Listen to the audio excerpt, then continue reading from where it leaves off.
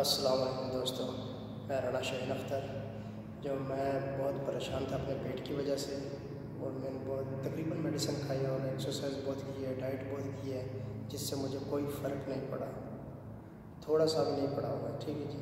फिर मैं इधर कुवैत में होता हूँ, मैं छुट्टी गया घर में। उधर मेरे दोस्त हैं इमरान शराजी साहब, उनसे मेरी बातचीत हुई। इसके बाद में उन्होंने पूछा बहुत ज़्यादा पेट हो गया आपका। फिर उन्होंने मुझे एक अद्वियात दी।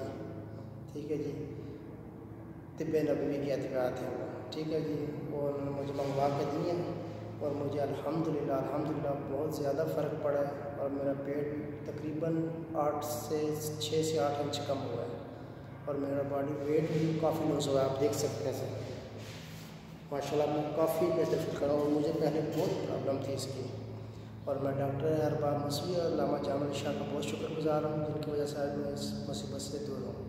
अल्हम्दुलिल्लाह इनकी अद्वियात बहुत अच्छी हैं, आप भी ट्राई कीजिए इंशाअल्लाह। Thank you.